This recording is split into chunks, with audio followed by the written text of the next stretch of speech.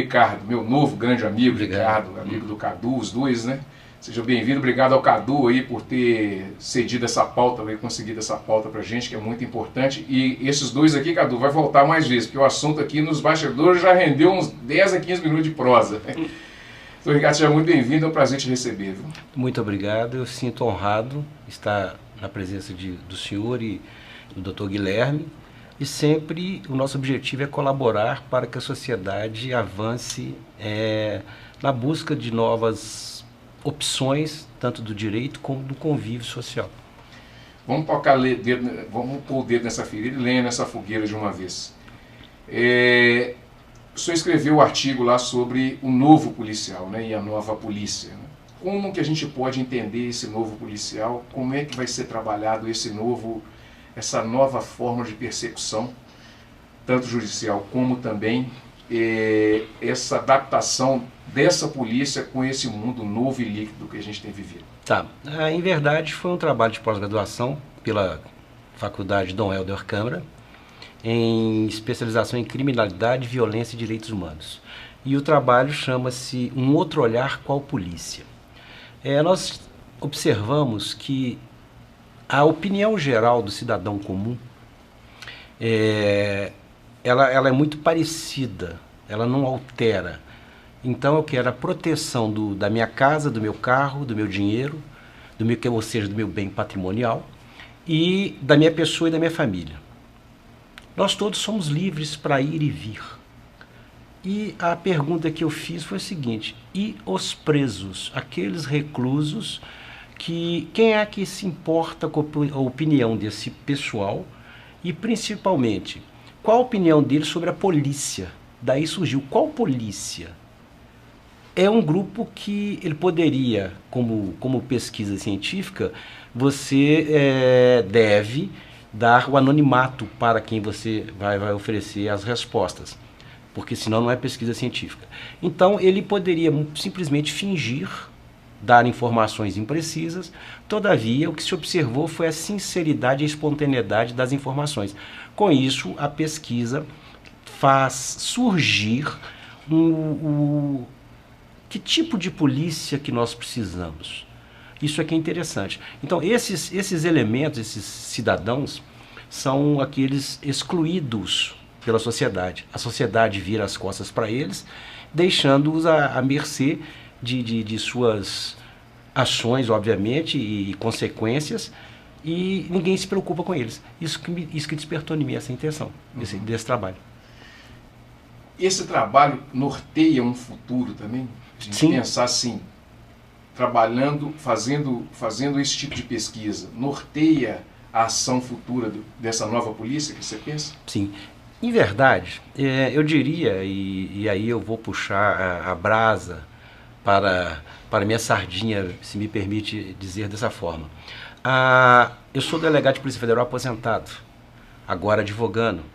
E o que eu percebi, e essa pesquisa deixou bem claro, é que a Polícia Federal tornou-se um modelo piloto para que as demais polícias avancem. Por que eu digo isso? Primeiro porque a seleção, e isso inclusive está na pesquisa, a seleção do policial federal, ela se faz dentro de um grupo de cidadãos, na sua maioria pessoas com curso superior de polícia, concurso superior, e obviamente com uma forma de atuar diferenciada. Por que a Polícia Federal tem e alcançou esse respeito que ela tem hoje em dia pela sociedade, pelos profissionais do direito, ou melhor, pelos operadores de direito, e inclusive pelos reclusos? Pela forma transparente que ela faz as suas apreensões, as suas operações. Então, a primeira coisa, respeitar os direitos humanos, independente de quem quer que seja o agente do crime, ele terá o nosso respeito. Ele terá garantida a sua integridade, ele terá o seu direito preservado, ele ele comunicará com um membro da família ou com seu advogado, e isso já faz parte dos direitos humanos. Então, essa polícia, ela tem já esse formato de uma polícia republicana, moderna. Então nós estamos caminhando para isso. É óbvio que para mudar-se um paradigma, há necessidade de que a sociedade comece a evidenciar o que ela quer. Isso é só o tempo. Uhum.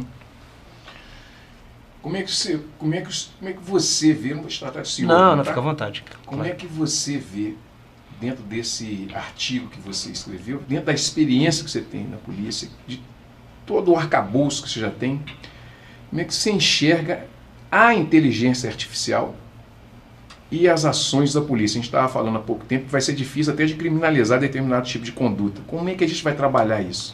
O direito penal, ele é muito, eu acho, extraordinário, porque no direito penal não há dúvidas, você não pode ter dúvida. Você tem que caracterizar bem dentro da tipificação penal. Então não há crime, né, sem que haja definição anterior, tampouco a pena aplicada. Nós estamos caminhando para o surgimento de novas condutas que ainda precisam ser trabalhadas. E isso somente o nosso legislativo e o anseio da sociedade é que vai trazer para o novo Código Penal, que vai ter que ser modificado realmente para atualizá-lo. Uhum. E com base nisso, o que a gente verifica? Algumas condutas terão que ser modernizadas, outras deverão deixar de existir. Quando teve a reforma do Código de 1984, eu participei e um dos expositores e presidentes lá do seminário foi o Dr. Jair Leonardo, que foi meu professor. Eu lembro que o que se discutia naquela época, isso me marcou muito na minha vida profissional, assim eu digo como conhecimento jurídico, que se discutia retirar do Código do crime a figura da mulher honesta. O que é a mulher honesta? Naquela que já vem desde 40 o Código. Uhum. Então, isso foi uma questão que foi modificada, que foi retirada da partir daquele seminário, porque atualizou-se. Precisa de outra reforma? Claro. Hoje nós temos os crimes cibernéticos, como você diz, a inteligência artificial. O que está acontecendo? Vão surgir e já estão surgindo novas condutas. Eu ainda falei com você que existem algumas instituições internacionais que, para fugirem da competência das autoridades públicas, judiciárias, policiais e promotores, etc., eles já começaram a trabalhar com navios, com seus servidores em águas internacionais. Que hoje nós temos a nuvem, inclusive, né? Na verdade, então, olha só a amplitude do que pode surgir de condutas delituosas a partir daí. Hackers especializados, para você conseguir alcançá-lo vai ser mais difícil. Pedófilos, para você alcançar vai ser mais difícil, porque vai ter toda uma rede estruturada fora de águas de competência. Aí entra essa nova polícia. Ela tem que ser pautada em novos paradigmas que vai determinar que a Polícia Federal, eu falo e com muito orgulho, ela tem em todas as operações, e qualquer um que estiver nos assistindo, é só pesquisar, é difícil você encontrar a resistência. Nós trabalhamos com muita segurança. Qualquer operação da Polícia Federal, primeiro, é dentro da legalidade, é pautada em garantir todos os direitos de quem você está investigando.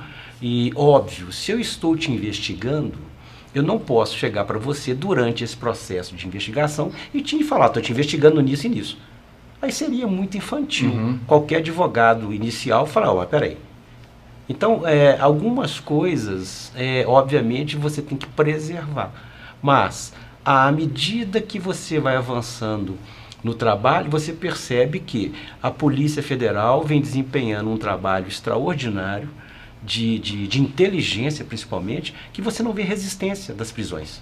Muito difícil. O que você vê às vezes, a mídia fazendo o seu trabalho, obviamente, que é de comunicar algumas imagens e com isso, muitas vezes, os bons advogados, como não tem talvez uma tese bem sustentável naquele momento, ele começa então a aparecer na mídia também para contrabalancear aquela imagem. é operação midiática. Mas a técnica que nós sabemos, o delegado de Polícia Federal, ele fez uma representação para um juiz. E essa representação passou na mão do Ministério Público também, que todas essas autoridades, esses funcionários públicos, não há diferenciação entre eles, cada um tem a sua atribuição, um julga, um oferece a denúncia e o outro investiga. Cada um tem a sua... por quê? Porque o poder não pode ser total. Se você desse a totalidade de um poder, principalmente o penal, na mão de um único funcionário, é muito perigoso. É o que nós chamamos de contrapesos. Então isso freio contra isso é necessário para que haja democracia. E eu estava falando com o Dr. Guilherme aqui ainda há pouco, eu tenho para mim, no primeiro momento, que o delegado de Polícia Federal, eu estou falando como delegado de Polícia Federal, aposentado, o delegado, ele é aquela primeira figura que garante os direitos fundamentais do cidadão. Então, na sua atuação, ele é aquele que garante o próprio Estado democrático de direito. Porque ele que vai ratificar a prisão em flagrante, ele que vai garantir a integridade do preso. E ele tem, em média, de meia hora a 1 hora para decidir onde ele estará sobre o foco de todos os demais. Advogado, juiz, promotor, procurador, os próprios profissionais que trabalham com regedoria. Então, esse profissional é exigido muito dele, ele tem que ter uma especialização muito, muito interessante. E hoje nós estamos vendo na Polícia Federal essas operações ocorrerem em função disso. Quem está à frente dessa investigação? É lógico, é uma equipe, ninguém trabalha sozinho. É a somatória de inteligências, de homens probos. A Polícia Federal tem essa característica. E a honra que eu tenho de participar do quadro dela, agora já do lado de fora, né? Mas o que eu percebi durante 35 anos da minha carreira? A Polícia Federal corta na carne. Aquele profissional ou aquele cidadão que pretende entrar para a Polícia Federal, que tem objetivos obscuros, escusos, pode ter certeza que ele não se dará bem. É uma questão de tempo. E a Polícia Federal é muito hábil para detectar nos seus quadros aqueles que vão tergiversar da sua função, que a sociedade deposita no policial federal. E isso vem... Se você deixar, eu vou falar até... Não, já fica bom. Doutor, me ajuda. E isso vem exatamente voltando agora para o foco da pesquisa, que a resposta foi essa: qual polícia? Então eu não vou nem ler aqui os índices, mas eu posso adiantar. Surgiu primeiro como qual polícia, perguntado para os presos, para os reclusos, eles falam, primeiro lugar, bombeiros, segundo lugar, Forças Armadas, terceiro lugar, Polícia Federal. Depois vem Polícia Civil, Guarda Municipal e Polícia Militar, por último. Ora, essa pesquisa eu consegui, como foi dito no início, por pesquisa com presos. O que houve? Eu fui pesquisar mais um pouquinho para instruir o trabalho e duas autoras do livro chamado Elemento Suspeito, não lembro o nome exato delas agora, depois eu até Silvia Menecucci, depois eu lembro e passo se alguém precisar. Elas fizeram uma pesquisa em 2005 com pessoas livres do estado do Rio de Janeiro e obtiveram, tecnicamente, a mesma porcentagem que eu obtive na minha pesquisa em 2007. Aí você fala, pô, mas essa pesquisa foi em 2007, nós estamos em 2019, 12 anos. Me pergunte, mudou alguma coisa? E eu vou te responder, não. A segurança pública vem sofrendo um desmanche. Muitos policiais sofrem de frustrações, tem muitos alcoólatras. Aí eu vou te responder uma outra coisa. Mas por que isso? A frustração de não conseguir exercer a sua função, seu mistério, com todo o reconhecimento da sociedade. Eu fiz uma vez um vídeo para o pessoal da Polícia Civil, que estavam se formando, eu falo exatamente isso para eles. Olha, o primeiro policial não pode ser o jagunço do Estado. Ao contrário, a Polícia Republicana, o policial, ele da Constituição, das leis. independente do governo, A, B, X ou C. Sem ele não há democracia. Exatamente. Então, quer dizer, se amanhã tiver o governo com tendência X ou Y, não importa, o policial ele tem que agir de acordo com a Constituição e as leis. Garantir o Estado democrático de direito. Esse é o policial que a sociedade quer. E nesse trabalho houve essa semelhança, e aí vem a pergunta, por que bombeiros, em primeiro lugar? Doutor Ricardo, vamos falar um pouquinho dos bombeiros. É uma profissão que... Nós hoje nós estamos falando aqui de medicina e vamos falar dos bombeiros agora, que é uma só nobre. Se você me permitir, só para a título de informação, eu vou dar uma lida aqui porque eu não tenho... Não, fica à vontade. Uma das perguntas foi assim, primeira ideia que vem à cabeça quando pensa em polícia. Aí os reclusos responderam, a maioria, a polícia, a primeira ideia que vem, violenta, corrupta e abusiva. Raiva, ódio, medo, pavor, não se deve fazer nada errado, segurança, nada, ineficaz, quer distância, repressão. E depois veio, e o que leva a polícia a abordar um cidadão na rua? Aí vem, que seria suspeita. Vem a cor da pele, modo de vestir, atitude, outros fatos, não sabe, não souberam responder. Com relação aos bombeiros, eu queria falar isso para você ver como é que a pesquisa é interessante. Você vai pegando dados que você interpreta assim. Como é que é a atuação do policial militar, por exemplo? Que na pesquisa ele ficou por último. Eu vou chegar no bombeiro. Por que bombeiro? O que o bombeiro faz para todos nós, em qualquer lugar do mundo? Ele nos salva. A sua função é de salvar e de ajudar. Ele não tem atribuição repressiva. Então, o bombeiro, independente de você ser um agente do crime, um médico, um policial, um comerciante, um bancário, etc., ocorrendo a fatalidade, ele vai chegar e vai te ajudar. Uhum. Então, não há distinção. Por isso que os reclusos escolheram bombeiro. Ele não tem atribuição repressiva. Aí vem a segunda, Forças Armadas. Isso na sequência da pesquisa que surgiu. Por que Forças Armadas? Ora, a maioria dos presos que nós fazemos uma pesquisa estão mais ou menos na nossa faixa etária. Nós vivenciamos um período em que se predominava a administração pública por militares. E naquela época você ainda tinha liberdade de andar na rua em tese, com maior segurança. Uhum. E eu pergunto isso para eles, mas vem cá, você sabe como é que foi o período? Você sabe pelo menos o que a história fala, o que nos remete lá no passado? Não sei, porque você tem que pensar. Naquela época os direitos humanos, esses direitos que se vê hoje, o advogado chegando, não se tinha isso. Embora houvesse a manifestação da atividade jurídica, né? Os operadores de direito trabalhavam, mas não era igual hoje. Quer dizer, houve uma mudança de paradigma daquele período para hoje. E aí você começa a perguntar, por quê? Naquela época, seu pai falava assim, esteja dentro de casa 10 horas você estava dentro de casa. Hoje em dia, nossos filhos com 12, 13, 14 anos estão saindo às 10 horas para ir para as baladas. Uhum. Então, houve uma mudança de paradigma, obviamente induzida por veículos de formação, como é que fala? Os veículos de informação. De informação, elas vão mudando algumas condutas, e a sociedade, aquilo que eu falei, vai depender do que a sociedade quer. Uhum. Então, os bombeiros, nesse sentido, eles destacaram nesse sentido as Forças Armadas por isso. E por que Polícia Federal? Mas por que Polícia Federal, então?